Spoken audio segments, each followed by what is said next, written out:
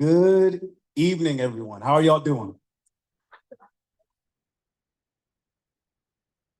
So I'm going to talk about a few things. I'm going to teach y'all some things, might make some statements that are controversial. Please don't throw any tomatoes at me, even though I am vegan. But we have to recognize that we are in trying times, and there are a lot of individuals in this room who have been doing the work for over 50 years and have never been acknowledged. Those of you that are here and have been freedom fighters for the environmental crisis that have plagued our community with CEI Hub, please raise your hand if you are here present. Please give them a round of applause.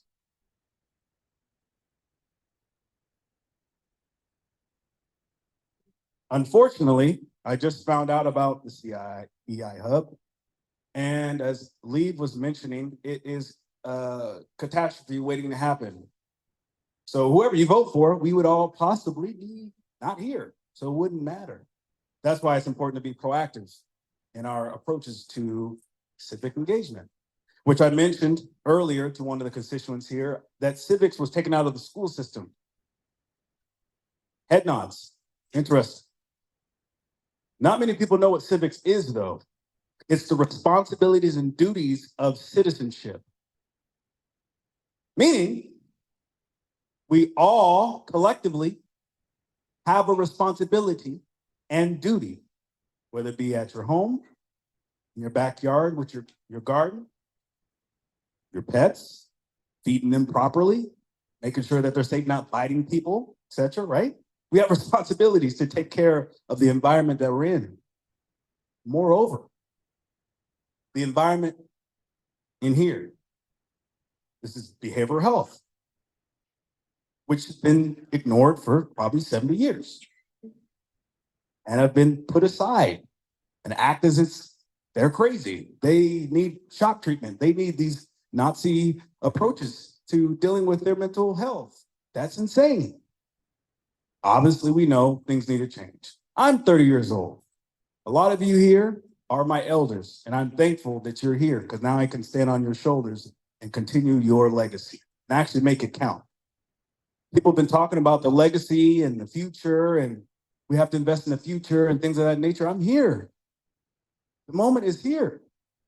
Not just to vote for me, to act on my words, because they're resonating with everyone in the room, and they've been resonating for over 100 plus years. It's not a secret. The thing that I get frustrated about is the planning that people are doing. They're planning on plans. They're making plans to plan on plans that are going to be planned for the planning sake of planning, to then plan more, Sandra, and plan more, Sarah, to plan about planning, to plan some more. No implementation. There's a lot of you here that have seen these slow paces of things being done, and I could only imagine how frustrated you are. This is where we have to acknowledge that narcissism exists, and it's something that affects us all. Everyone that looks in the mirror every day has an ego that needs to be adjusted every once in a while. Those of you that have spouses or significant others, you know, because they'll remind you, as mine does. So that is a part of my initiative, which is family-based public health. Every single society that all of us are all connected to, whether it be myself, the Moorish society or Moorish community, some individuals are from Nigeria here, some individuals from Russia, etc. All of them are based off of a society, a community. Moreover, a family dynamic. Now, of course, today in society, we have different structures, whether it be two moms, two dads, etc. Family is the focus, though, because me working in the middle school with some of your grandchildren and children, nieces and nephews, I can see that the family unit is falling apart. And it was designed to be that way because governments wanted to put policies in place to secure their interests personally and didn't care about individuals' that they weren't connected to, regardless of what they look like, which is even worse. As a person who's of African descent, it is insane to bear in mind what individuals that don't look like me went through. I'm not even talking about slavery, right? They did a double down. We have to recognize that there are some individuals that have ulterior motives that do not add value to our growth and development as a society and as individuals, as humans in general. We're talking about basic human rights. This is something that is affecting our society, but the thing why it affects us the most is how people think, how they reason, how they will, how they understand it. When you're talking about being an administrative executive of a city government, you have to be able to administer things up here in pure intentions and make it clear.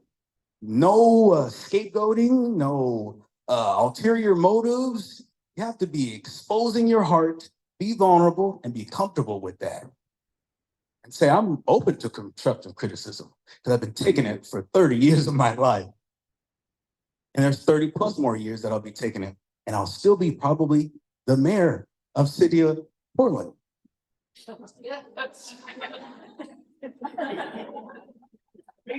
With that said, Commissioner Rubio spoke about public policing. And I talked to some of the people from Multnomah County about the words that we use and the inferences that are made on the definitions, right? We're dealing denotative versus connotative language. Oftentimes, public safety comes up and public is not involved at all. Sounds like an oxymoron now. So community-based public safety is another initiative that is going to galvanize, everyone say galvanize. Thank you, because that's what we have to do. Those of you that know about Voltron and the Power Rangers, if you were around that area, that's me. I'm 90s. They came together and there were different colors. Imagine that. And they beat the demons. They beat the toxic masculinity that was there. They beat the narcissistic character traits that presented themselves. Thank you. That has to be addressed. Mayor Ross Baraka in Newark, New Jersey, who's I think running for governor, he's kind of my inspiration as to putting that initiative together in regards to public safety. And it's looking at Portland street response and bolstering them up to be able to focus on more that 988 number for some of you that may not know what that is versus 911. We gotta get active. Regardless if you vote for me, we have to get active. It doesn't matter if I'm a mayor or not. You have to get active. We have so much more to do, some more work to do, and we have to double down. Third, socio-ecological infrastructure.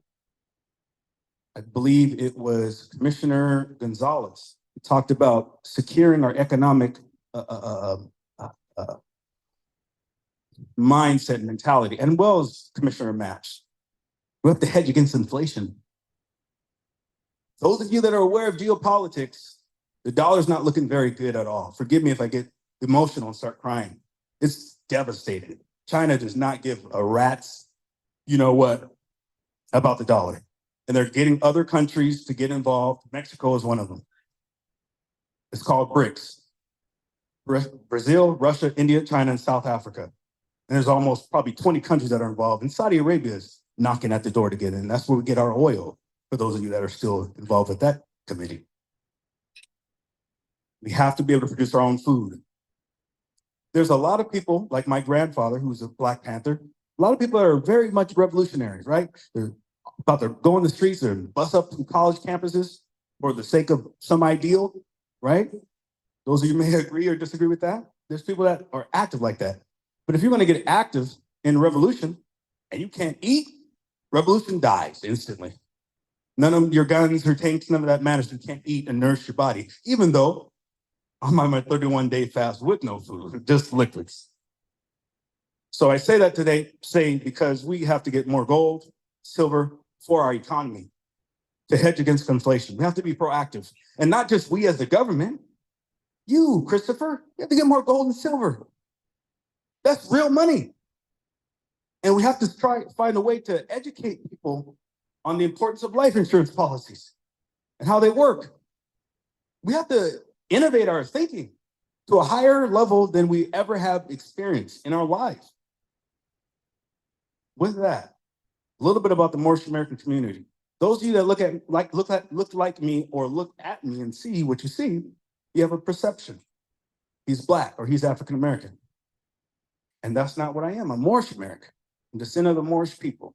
So if you want any more questions about that, feel free to ask. Thank you so much. Love you all.